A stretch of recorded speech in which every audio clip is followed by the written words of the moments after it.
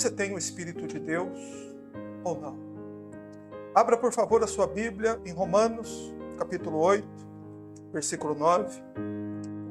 Aqui será fundamentada a nossa pregação. Romanos, capítulo 8, versículo 9. Entretanto, durante a pregação, eu mencionarei outros textos. E muitas vezes eu irei ler o texto antes de dar o endereço, porque são todos textos muito conhecidos. E o irmão, a irmã tem uma caneta, um lápis à mão, um pedaço de papel, para que você possa anotar então os endereços e fazer a sua conferência da palavra de Deus, se é assim mesmo que diz o Senhor. Vamos ler o primeiro versículo, Romanos capítulo 8, verso 9. Está escrito assim: Vós, porém, não estáis na carne, mas no Espírito, se de fato o Espírito de Deus habita em vós. E, se alguém não tem o Espírito de Cristo, esse tal não é dele. Mais uma vez, Senhor, pedimos Tua graça, pedimos o auxílio do Teu Espírito na compreensão da Tua palavra. Nos ajude e nos abençoe, no nome de Jesus. Amém. A pergunta é simples e direta. Você tem o Espírito? O Espírito de Deus habita em você? Eu não estou perguntando se você crê no Espírito Santo. Eu estou perguntando se você tem provas de que o Espírito Santo realmente habita em você. Para aqueles que responderam sim, o Espírito Santo habita em mim, eu vou ampliar a pergunta. Sobre quais provas bíblicas você diz que tem o Espírito Santo? Se você não tem certeza, ou você não tem provas bíblicas de que o Espírito Santo está em você, a sua alma está em perigo. A sua alma corre perigo. Se você não tem certeza, ou não tem provas bíblicas de que o Espírito Santo habita em você. Por isso eu quero, em primeiro lugar, no nosso culto de hoje, explicar para os irmãos a imensa importância de ter o Espírito Santo.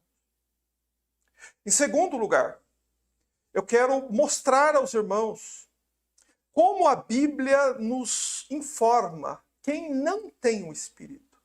Quais são as provas bíblicas pelas quais alguém pode atestar em si mesmo ou em outros que essa pessoa não tem o Espírito Santo? A Bíblia nos dá essa resposta também. Em terceiro, quais são as provas, quais são as evidências bíblicas que revelam que eu ou você temos o Espírito Santo? E em quarto, no final do nosso culto, eu vou explicar de um modo resumido quais são os efeitos que o Espírito Santo produz numa alma em que ele habita. Todas essas respostas serão encontradas na Bíblia, porque a Bíblia é o único modo, o único método dito por Deus pelas quais nós devemos confiar as nossas almas. Mas, em primeiro, antes de mostrar para vocês as provas bíblicas, os efeitos da presença do Espírito, deixa eu só falar um pouco sobre a importância de ter o Espírito. Você precisa crer nisso. A salvação da tua alma eterna depende de você ter o Espírito Santo. Ter o Espírito Santo é a diferença entre a bênção e a maldição de Deus. Ter o Espírito Santo é a diferença entre a vida e a morte. Ter o Espírito Santo é a diferença entre o céu ou o inferno. Então, você precisa ter consciência da importância do assunto. Compreenda isso. É preciso saber que quem não tem o Espírito não tem parte com Cristo. Você leu isso em Romanos 8, 9. Toda a Bíblia, de Gênesis a Apocalipse, é importante, cada versículo é importante. Mas há versículos que nunca podemos esquecer. Um deles é esse. Se alguém não tem o Espírito, esse tal não é de Cristo, não está nele. Ou seja, a Bíblia está fazendo uma relação direta. Você tem o Espírito, você tem Cristo. Você não tem o Espírito, você não tem Cristo. Se você não tem Cristo, o que é que você também não tem? Quem não tem Cristo não tem o perdão dos seus pecados. E quem não tem o perdão dos pecados não tem nenhuma esperança na morte. Não tem nenhuma esperança de escapar daquele lugar de tormento que a Bíblia nos diz que nós devemos empregar todas as nossas forças para fugir dele. Então eu espero que isso tenha despertado a memória, a consciência de vocês para a importância do assunto. E segundo ponto,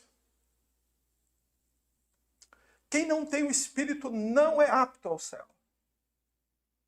Quem não tem o Espírito Santo não está pronto para ir para o céu.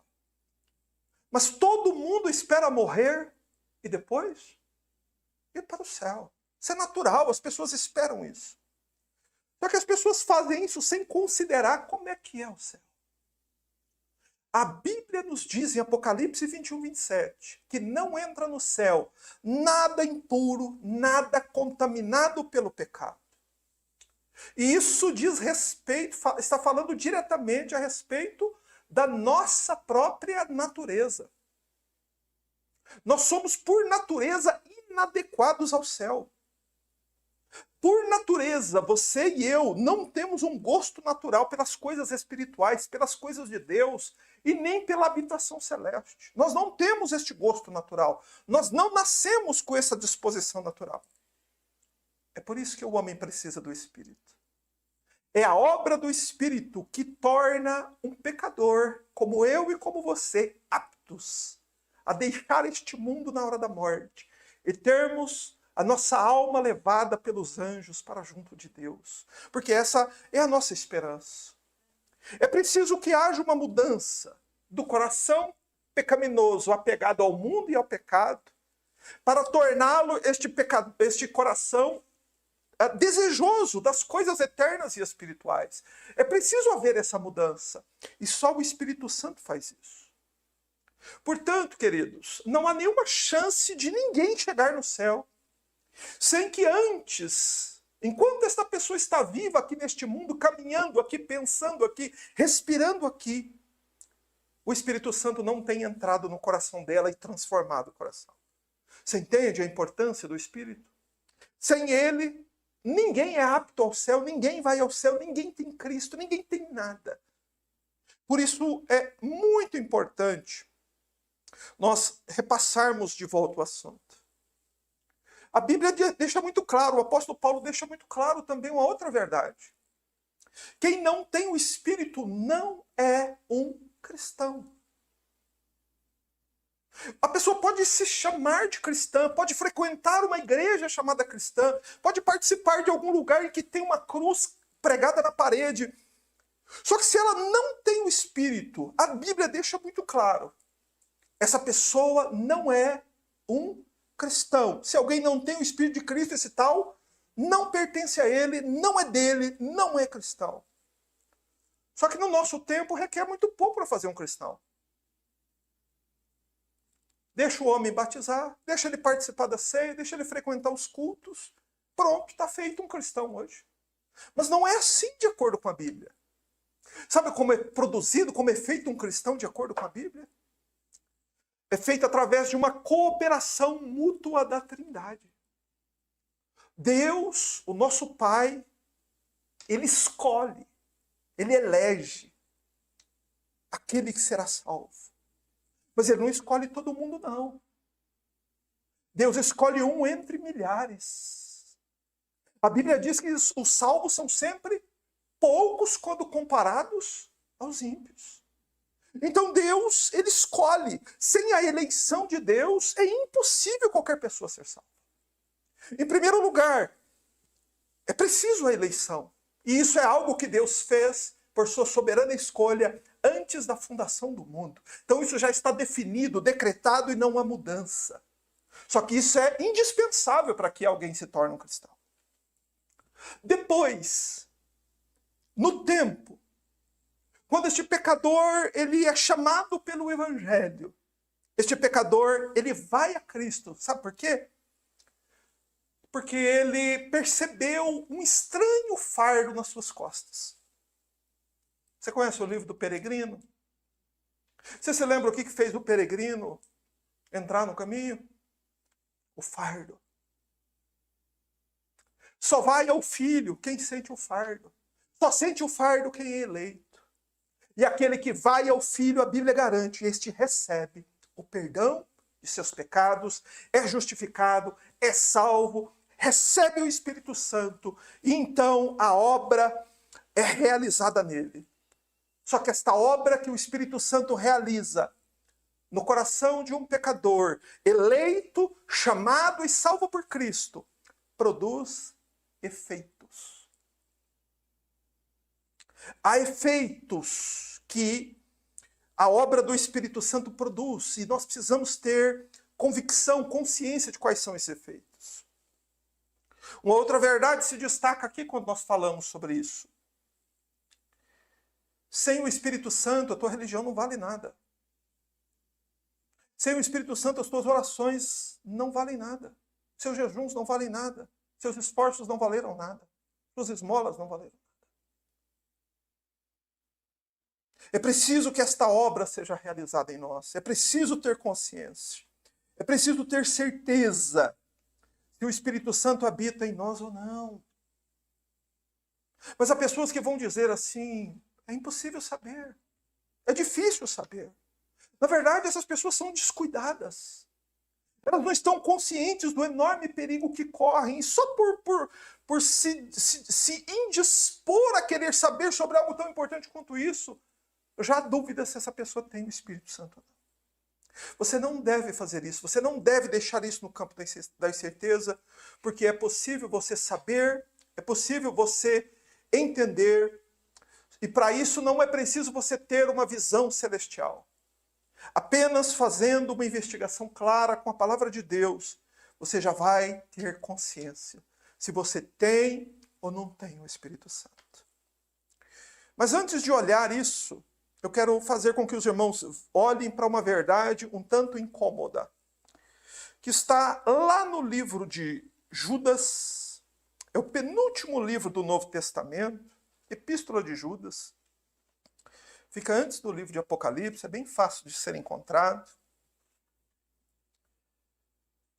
E nós vamos ler o livro de Judas, capítulo 1, versos 17 até o verso 19, para nós vermos que nem todos os membros da igreja têm o Espírito.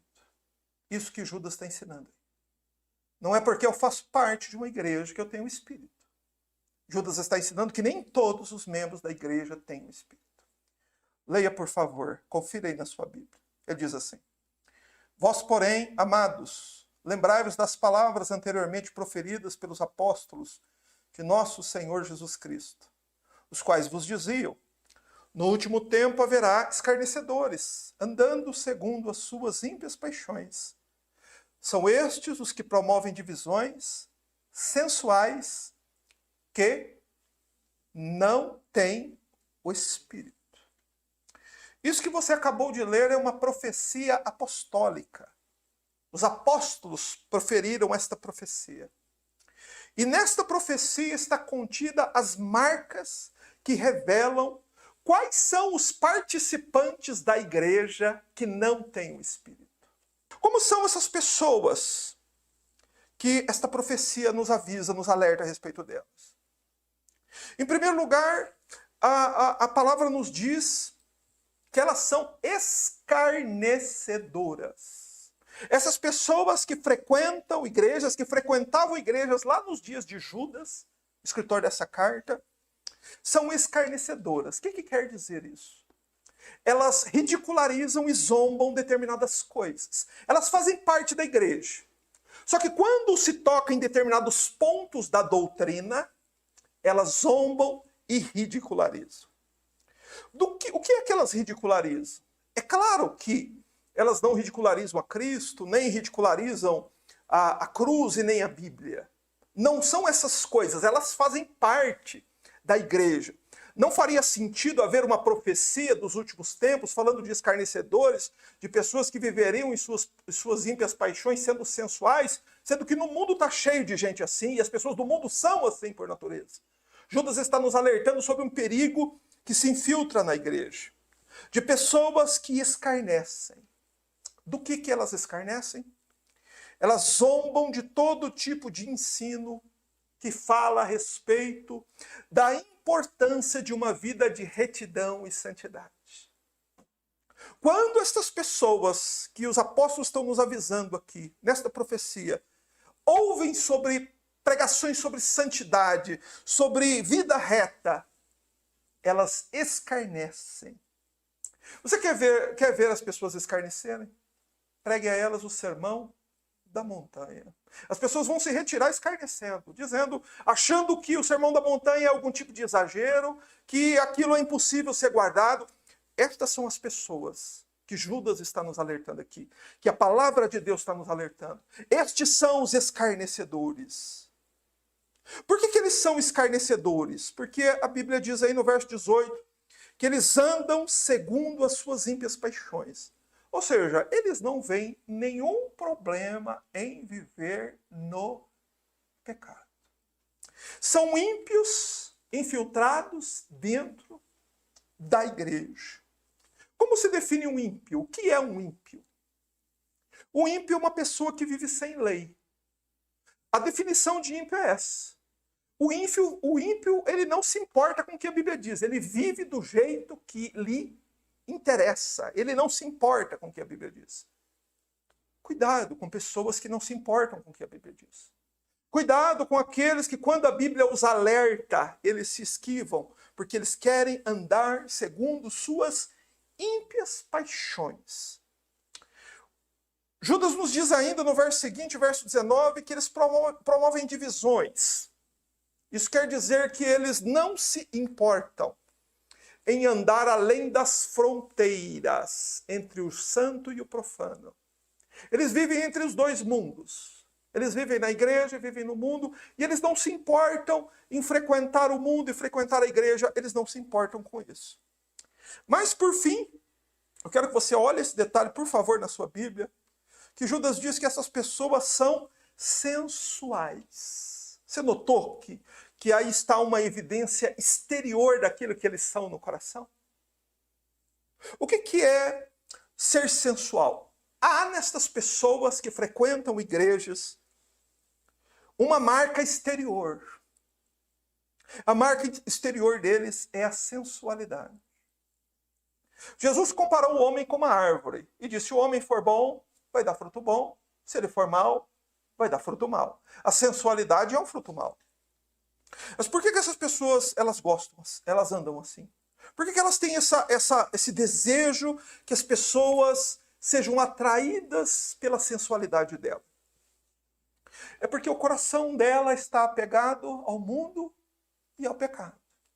Você já viu mulheres que gostam de expor alguma parte do corpo, de tornar aquela parte do corpo mais exposta, mais saliente? Sensual. O que quer dizer isso? Não tem o Espírito. Então, analise você mesmo. Analise a sua própria vida. Porque as roupas que você usa não cobrem o seu exterior. Elas, na verdade, estão revelando o seu coração. E a Bíblia é muito clara em dizer que essas pessoas não têm o Espírito. Então, partindo daqui, olhando para as pessoas que não têm o Espírito, que é possível a pessoa fazer parte da igreja e não ter o Espírito, que é possível a pessoa ser batizada e não ter o Espírito, eu quero prosseguir com vocês, mostrando quais são os efeitos. Quais são os efeitos que o Espírito Santo produz num coração que habita? Num coração que ele não habita, a marca exterior será a sensualidade. A marca na vida será a vida ímpia. A marca na vida será que ele vai escarnecer de pregações sobre santidade, porque ele não vê nenhuma razão em viver uma vida santa. Mas o primeiro efeito, olhe se isto aconteceu com você.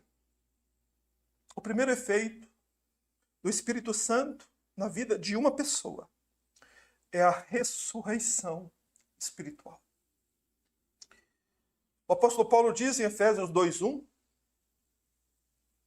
que nós fomos vivificados enquanto nós estávamos mortos em delitos e em pecados.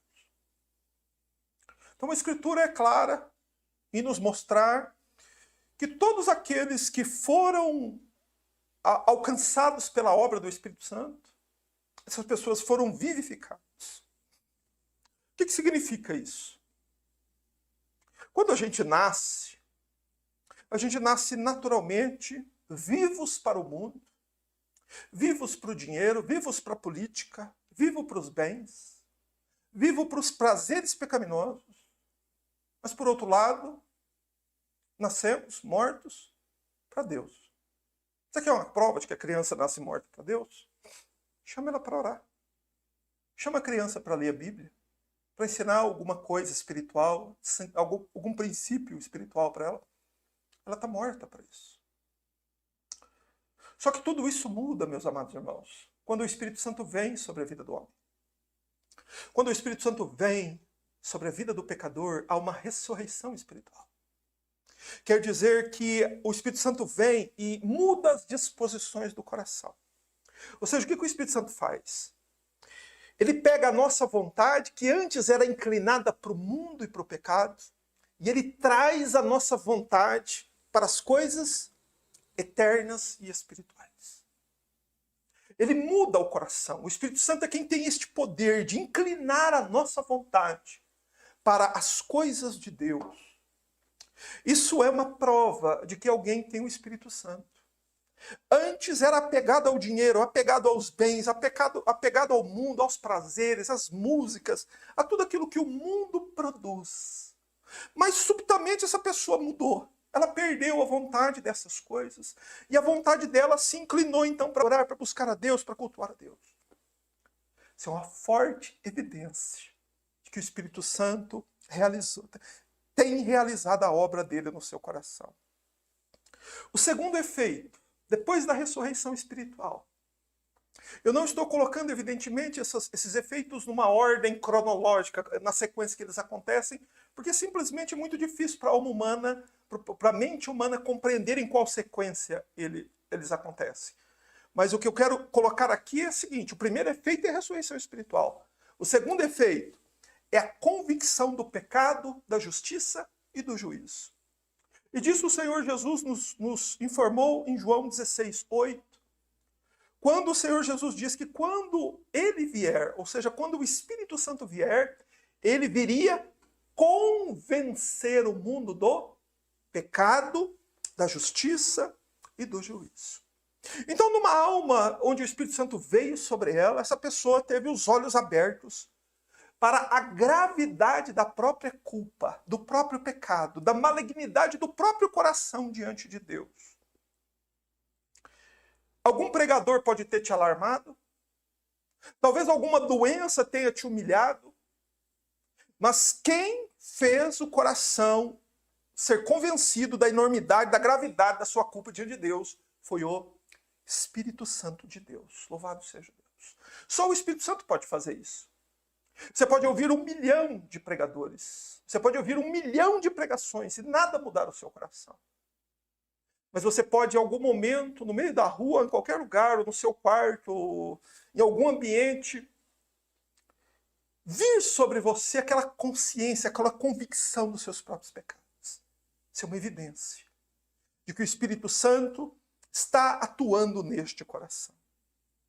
Depois, quando este efeito ocorre da convicção do pecado, o terceiro efeito é que o pecador vai a Jesus para ser salvo. Você entende? Por isso o próprio Senhor Jesus disse em João 15:26, quando ele vier, quando vier o Consolador, que eu da parte do Pai enviar, aquele Espírito da verdade que procede do Pai, ele testificará de mim, disse o Senhor Jesus. Todos os que são convencidos pelo Espírito do seu próprio pecado, o que o Espírito Santo promove então? Leva esse pecador para Cristo, para que ele seja perdoado e salvo. Você pode até pensar que algum dia foi você que tomou a decisão. Foi você que quis ir a Jesus, mas não. É o Espírito Santo que realiza esta obra. Tanto da ressurreição espiritual, quanto da convicção do pecado, quanto do testificar de Jesus, de dizer para o pecador, só Jesus pode te salvar, só Jesus pode te perdoar. Assim como foi com o peregrino, assim acontece com cada pecador hoje em dia. Esse é um efeito. Você foi a Jesus, você foi arrependido aos pés do Salvador e confessou seus pecados. Você tem essa convicção até hoje. Você às vezes bate no peito e diz, ó miserável homem que eu sou. Essa convicção, irmãos, que mostra que o Espírito Santo está na vida de uma pessoa. A pessoa sem a obra do Espírito Santo, ele não é convicto dos próprios pecados. Ele não sente perigo. Ele não sente medo do julgamento de Deus. Ele não teme nada, porque o coração dele está morto. Mas então o Espírito Santo vem e realiza a sua obra. O quarto efeito que eu quero colocar aqui para os irmãos. Eu gostaria que os irmãos abrissem, por favor, esse texto. Está lá em João, Evangelho de João, capítulo 14, versículo 26. O Senhor Jesus diz assim: mas o Consolador, o Espírito Santo, a quem o Pai enviará em meu nome, esse vos ensinará todas as coisas. Isso aqui é uma quarta prova de que alguém tem o Espírito Santo ou não.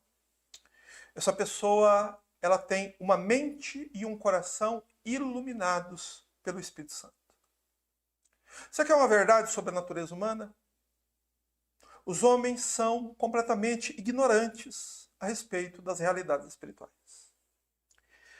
Mas então, quando o Espírito Santo vem, ele retira o véu, ele abre os olhos, e ele dá um coração sensível, uma mente iluminada, para que o pecador, então, compreenda o Evangelho.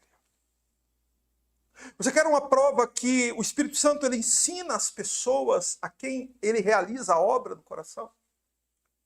É muito simples você constatar isso. Você pode reunir pessoas diferentes, de países diferentes, de classes sociais diferentes, de igrejas diferentes. Mas se todas elas tiverem o Espírito Santo, todas elas vão ter as mesmas convicções a respeito das coisas espirituais. Pergunte sobre o céu, pergunte sobre a eternidade, pergunte sobre o julgamento. Eles terão as mesmas convicções, eles terão os mesmos pensamentos, porque todos têm igualmente a mente e o coração iluminados pelo Espírito Santo. Sabe por que eles pensam exatamente igual? Exatamente igual? Porque como o Senhor Jesus disse, o Espírito Santo, quando viesse, ensinaria todas as coisas. Quer dizer que essas pessoas têm todas o mesmo professor. Uma verdade é, quem tem o Espírito de Deus, quem teve o coração impactado pela presença do Consolador, não é mais uma pessoa ignorante a respeito da eternidade. Não tem mais uma mente escurecida a respeito das coisas. Ele teve a sua mente esclarecida. Só que por um instante pense, e as pessoas ignorantes? Os crentes ignorantes que você encontra por aí? Essas pessoas por acaso têm o Espírito Santo? Será que à luz da palavra de Deus nós podemos afirmar isso? Você pega às vezes uma pessoa que está tanto tempo no lugar, ele não sabe nada.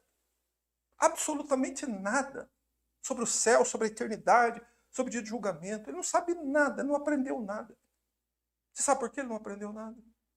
O que é que faltou? Faltou a presença bendita do Espírito no coração dele. Porque você vai pegar, às vezes, uma pessoa, um camponês, uma pessoa humilde, que não tem um pregador para ensiná-la, que não tem uma igreja para ir, mas você vai conversar com ele, ele conhece. Você sabe por quê? Porque o Espírito Santo presta auxílio a ele. E isso é uma verdade sobre o Espírito Santo. Você tem aprendido a respeito das realidades espirituais? Não é porque alguém sábio está te ensinando.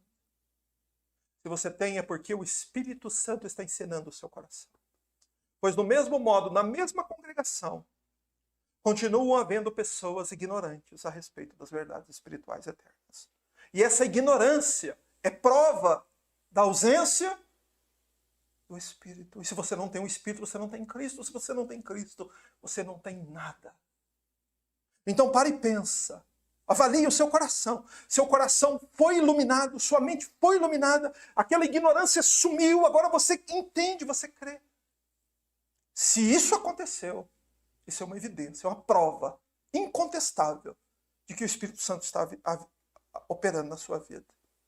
Ainda no mesmo versículo 26, o Senhor Jesus diz no final do versículo que também é obra do Espírito, do Consolador, e vos fará lembrar de tudo quanto vos tenho dito. É a obra também do Espírito Santo fazer o crente, o cristão, lembrar de tudo quanto o Senhor Jesus Cristo disse. Veja duas obras que se contrapõem. A obra de Satanás. Qual é a obra do diabo? 2 Coríntios 4,4 diz que a obra do diabo consiste em cegar os homens para a luz do Evangelho.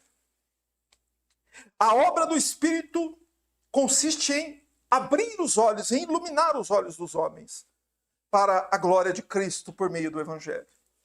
Mas observe que Jesus não disse assim, e o Espírito Santo vos fará adivinhar todas as coisas. Não.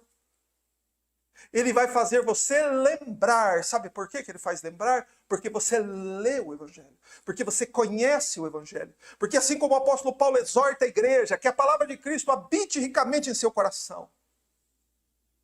Esse é o ponto. A palavra precisa abundar em seu coração. E então, no momento que você precisa, o Espírito Santo vem e faz com que você lembre qual deve ser o seu procedimento. Ele vos fará lembrar de tudo quanto Jesus Cristo disse. Nada do que Jesus Cristo não disse. Então, grave isso como um princípio fundamental da obra do Espírito Santo no coração. Ele nunca ensina nada além daquilo que está escrito. O Espírito Santo é o inspirador da Escritura. Ele é o ensinador do cristão. E ele não ensina nada diferente ou contrário daquilo que a Bíblia ensina. É isso que produz no homem o desejo pela palavra de Deus. Como diz os Salmos 1, verso 2, fala do salmista que tem prazer na lei do Senhor e na sua lei medita de dia e de noite. Quem é que pode fazer alguém gostar da Bíblia, amar a Bíblia, se deleitar na Bíblia? Só o Espírito Santo. Você tem isso? Ou ler a Bíblia para você é uma mera obrigação enfadonha? O que é a Bíblia para você? É aquilo em que você tem prazer de conhecer, estudar, praticar e falar dela? Ou é uma mera ocupação enfadonha? Aí está a diferença entre ter o Espírito e não ter o Espírito. Você entende? Isso é um efeito da obra do Espírito Santo. Você tem, então você tem também prazer na lei do Senhor, prazer na palavra de Deus. Porque é isso que o Espírito Santo faz. Lembrar de tudo, não de algumas coisas, mas de tudo quanto vos tenho dito. Sexto efeito. Se o Espírito Santo está em você, você está morto para o pecado, para o mundo. Paulo disse isso claramente, já explorei esse texto várias vezes. Paulo diz, devemos continuar no pecado para que Deus mostre cada vez mais sua graça? Romanos 6:1. E Paulo responde, de modo nenhum. Uma vez que morremos para o pecado, como viveremos ainda nele? Então veja, Romanos 6:1 e 2, eu li. Há muita gente hoje que se considera cristãos, que diz ter certeza que o Espírito Santo habita nela. Mas elas vivem em pecado e fazem aquilo que a Bíblia ordena claramente que ela não faça. Como estará o Espírito Santo em alguém assim? Você entende? Você consegue compreender isso? Há uma grande controvérsia no nosso tempo. Há muita gente dizendo que não há problema nenhum de você viver no pecado. E a Bíblia está condenando toda hora isso. Como nós ficaremos no pecado se nós um dia morremos para ele? Irmãos, o verdadeiro cristão, o cristão verdadeiro, aquele que será reconhecido por Cristo na hora da sua morte e vai ter sua alma trasladada para o céu, é apenas aquele que morreu para o mundo, para o pecado. Não há acordo, não há negociação quanto a isso. Então faça a pergunta a você. Pergunte ao seu coração, você morreu para o pecado? Se você está morto, se você se considera morto para o pecado e para o mundo, crucificado para o mundo e para o pecado, isso é uma evidência fortíssima de que há uma obra sobrenatural acontecendo no seu coração. Mas e o contrário disso? Você continua ainda pegado ao mundo. Essas coisinhas do mundo ainda continuam chamando sua atenção. Ou seja, você ainda continua desejando as coisas do mundo e querendo o mundo. Amados, essa é uma evidência fortíssima de que o Espírito Santo não habita em você. Você entende que vocês precisam ser alarmados a respeito dessas coisas? Precisa ser alarmado. Você morreu para o pecado. O que significa? O Espírito Santo está em você. Você continua amando o pecado, quer dizer, o Espírito Santo não está em você. Ah, mas eu faço parte da igreja. Você acabou de ler o texto de Judas, que diz que na igreja haveriam pessoas assim também. Ah, mas eu fui batizado. Você acabou de ler o texto de Judas, que diz que haveriam pessoas batizadas que não têm o Espírito. Então presta atenção, analise o seu coração, porque você só tem mais um pouco de tempo para fazer isso. Sétimo efeito. O bom fruto. Você lembra que o Senhor Jesus disse que da árvore boa dá fruto bom, da árvore má, fruto mau? Ele disse que as coisas são assim, bem definidas. O que Jesus quer dizer com isso? Está lá em Lucas 6,43, para quem quiser conferir. Essa passagem mostra que o Espírito Santo, quando está na vida de alguém, ele não fica inerte nem ocioso. Não existe essa ideia de que o Espírito Santo está em mim e não vai produzir nenhuma evidência na minha vida. Esse conceito, ele é totalmente antibíblico. Se o Espírito Santo estiver em você, ou em mim, ou em qualquer pessoa, o Espírito Santo fará a sua presença conhecida. O Espírito Santo ele vai abrir pouco a pouco a sua manifestação, mostrando através dos hábitos. Essa pessoa ela tem um hábito de orar. Ela ora. Não está ninguém orando, mas ela está orando. Ninguém está com vontade de orar, mas ela quer orar. Isso é um fruto. O Espírito Santo ele vai mostrando através das atitudes, através das conversas diárias de alguém, se esta pessoa ela tem ou não tem o Espírito. É a nossa vida pública que mostra às pessoas se essa pessoa tem o Espírito ou não.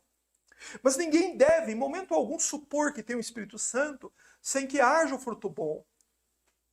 De achar que tem o Espírito Santo sem que haja qualquer evidência, sem que ela veja qualquer evidência nela, ou as pessoas não vejam evidência nela. Isso é uma ilusão perigosa. Qual é a evidência que traz segurança? É se você tem o fruto do Espírito. Aquilo que está lá em Gálatas 5, 22 e 23. Em um outro momento nós vamos falar sobre este fruto, que está no singular, não são frutos. É o fruto do Espírito.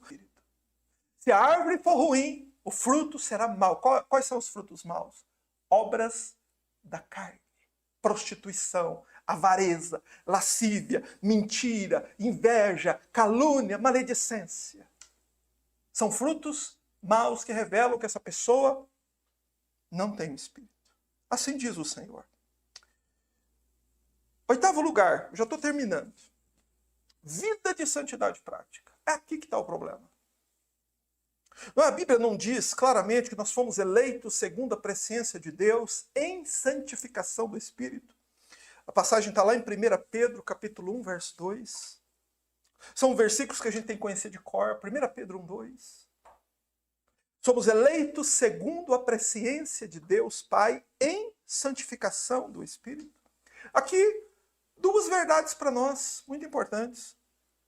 Qual é a prova do Espírito Santo na vida de uma pessoa? É a vida de santidade diária, prática. Qual é a prova da ausência do Espírito Santo na vida de uma pessoa? A falta e a despreocupação dessa pessoa com a santidade. Ela não tem nenhuma preocupação. Ela não se importa com o que a Bíblia diz. Ela não se importa como a Bíblia diz que uma mulher tem que se comportar em casa. Não se importa como o marido diz que o marido tem que se comportar. Ela não se importa com o que a Bíblia diz. Essa despreocupação com aquilo que a Bíblia diz sobre o seu comportamento é o que prova que o Espírito Santo não está em você. Então você preste atenção, porque a Bíblia diz que todos os eleitos foram eleitos pela presciência de Deus, ou seja, a eleição é uma prerrogativa de Deus Pai. E todos os eleitos, eles são salvos pela santificação do Espírito. O Espírito Santo está presente? Cadê a santificação? Cadê o fruto bom? Onde está a santificação? Quando o Espírito Santo habita em alguém, gente, essa pessoa, ela passa a desprezar todo o resto e a perseguir tão somente tudo o que é santo, espiritual, justo e eterno. É isso que uma pessoa que tem um Espírito faz. Romanos 8:5, por favor. Ele diz assim: porque os que se inclinam para a carne cogitam das coisas da carne, mas os que se inclinam para o Espírito, das coisas do Espírito. Quão simples é entender esse versículo. Quem está na carne, ou seja, quem não tem o Espírito Santo, no que ele pensa? Naquilo que é mundano e terreno. Ele se inclina para as coisas da carne, para aquilo que é temporal, mundano, passageiro e transitório. Mas aquele que tem o Espírito se inclina para onde? Para as coisas do Espírito. Quais são as coisas do Espírito, irmãos? São as coisas espirituais. A Bíblia fala que há coisas que se pode ver e há coisas que não se podem ver. As coisas que se podem ver são temporais, as coisas que não se podem ver são eternas. Quem tem o Espírito valoriza infinitamente mais o que é eterno daquilo que é material. Esse é o resultado da natureza, nova natureza implantada no coração do homem pelo Espírito Santo. Não há como o homem agir diferente. Você tem o Espírito Santo, a sua mente pensa nas coisas de Deus, você tem uma mente fixa em Cristo, você tem uma mente fixa na eternidade. Se você tem, isso prova que você tem o Espírito Santo. Mas se você não tem, isso prova que você não tem o Espírito Santo. Em 10º e último lugar, também uma passagem muito conhecida, muito comentada. Está lá em Gálatas 5:17. Paulo diz, porque a carne milita contra o Espírito e o Espírito contra a carne. Só a primeira parte do versículo. Há um conflito interior naquele que tem o Espírito. Tudo que nasceu do Espírito vivencia isso que Paulo está dizendo aqui todo dia. Você sente esse conflito? Há em você uma guerra da carne contra o Espírito, do Espírito contra a carne? Você vivencia isso? É claro que há pessoas crentes, cristãos verdadeiros, que vivenciam isso com mais intensidade, outros com menos intensidade. Só que de um jeito ou de outro, todos os crentes vivenciam isso. Há duas forças lutando para dominar o seu coração. Uma puxando para cá, outra puxando para cá. Veja que para dominar essa força que há no coração humano com relação ao pecado, ao mundo, não é preciso menos que o Espírito Santo. E o Espírito Santo é Deus Todo-Poderoso, Santo. Não é preciso menos. Veja que poder tem o pecado, que força tem o pecado. Por que os homens não conseguem se libertar do pecado? Por que as pessoas não conseguem sair do estado que estão? Porque é só o Espírito Santo presente para que haja poder suficiente para refrear, para reter o pecado. Portanto, a presença do Espírito não vai ser vista só pelas pessoas ao seu redor. Ela vai ser percebida também por você. Pergunta. Seria possível que pessoas que não percebem essa luta da carne contra o espírito, que essas pessoas tenham espírito? Impossível. Você entende? Do que é que nós estamos falando? Esse é o 10º ponto. O conflito interior. Existe esse conflito?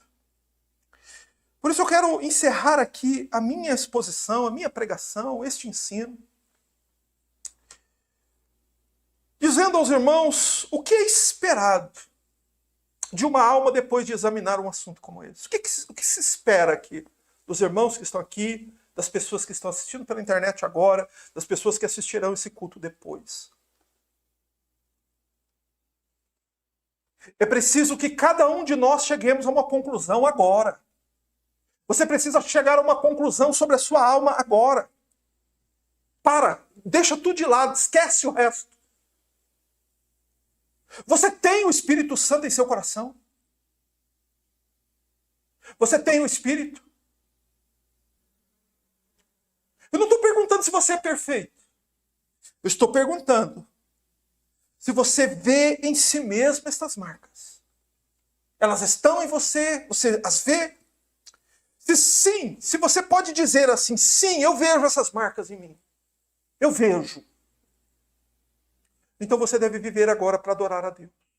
Porque você é um eleito. Você está em Cristo. O Espírito Santo já desceu sobre sua alma. E a bendita obra do Espírito já começou em você. Louvado seja Deus.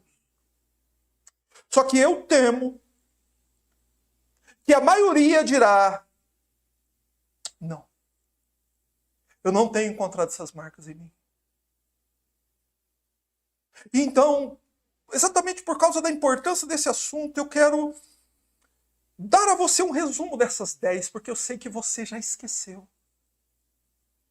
Não se apresse a se retirar deste assunto. Meu irmão, pode ser a última vez na sua vida, meu amado, que você tem a oportunidade de ver isso. Eu quero repetir, são 10 pontos. Para e pensa. Qual é a primeira? Qual é a primeira evidência? A ressurreição espiritual. Você estava morto para Deus, vivo para o mundo, mas agora você está morto para o mundo e vivo para Deus. Isso aconteceu com você? Segundo, você é uma alma que tem convicção do pecado. Você tem convicção do pecado, da justiça e do juízo? Você tem. Você treme quando lê as páginas da Bíblia que diz que haverá um dia em que todos os mortos ressuscitarão e um por um estarão de pé diante do trono branco. Você estremece diante disso? Se você não estremece, eu acho pouco provável que você tenha essa convicção. Porque todo aquele que tem o fardo, ou que teve o fardo algum dia, é exatamente isso que tem: convicção do pecado, da justiça e do juízo. Isso te levou a Cristo chorando? Você já bateu no peito como aquele publicano, dizendo, ó Deus, tem misericórdia de mim que sou pecador? Você já fez isso? Há essa marca. Sua mente e seu coração foram iluminados, você não é mais ignorante a respeito das coisas espirituais, agora você as entende. Você tem prazer na palavra de Deus? Você tem prazer em conhecer o Evangelho e ler a Bíblia? Você está morto para o mundo, para o pecado? Há frutos bons em você? Ou em mim? Há santificação na nossa vida diária? Você tem uma mente espiritual? Você consegue entender as coisas do Espírito? Há uma guerra aqui dentro. O Espírito está lutando contra a carne contra o Espírito. Quem é que vai dar a resposta para você? É a sua consciência. Se a sua consciência te disser que você não tem Espírito, você deve fazer como aqueles homens fizeram no Pentecostes. Se o seu coração sentiu tristeza ou estremeceu por você constatar que você não tem o Espírito, o que você deve fazer? Eles perguntaram, varões, irmãos, o que faremos? E eu digo a você o que você deve fazer.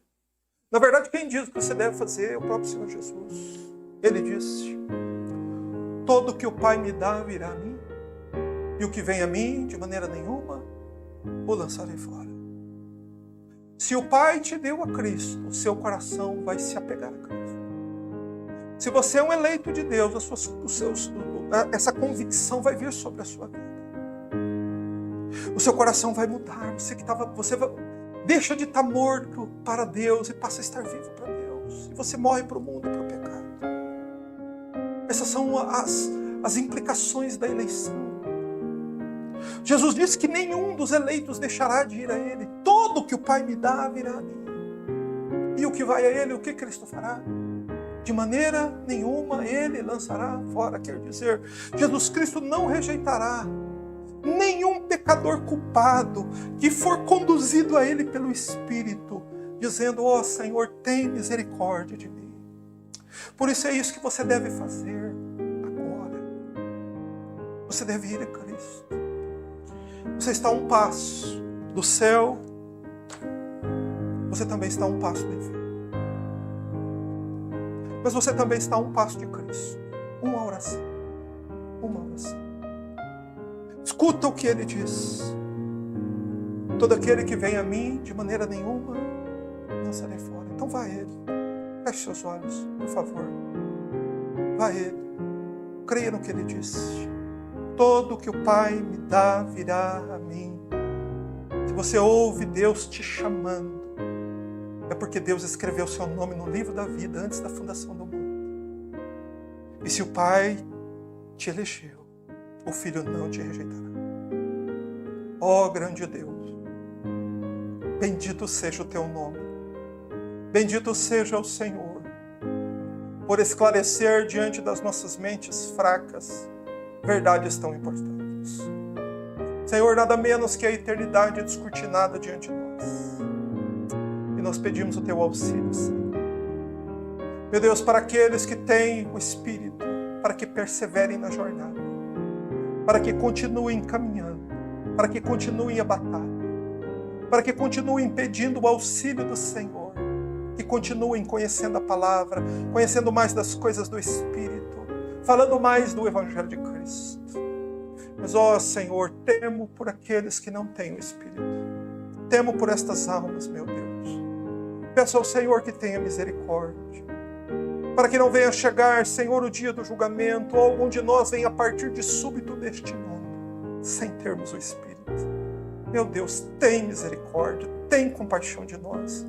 Senhor, inclina estes corações, ressuscita estas almas mortas, Senhor. Faz, Senhor, neste tempo, cristãos genuínos, mediante a obra sobrenatural deste Deus Trino. Nos abençoa, Senhor. Guarde estas palavras benditas, este ensinamento no nosso coração.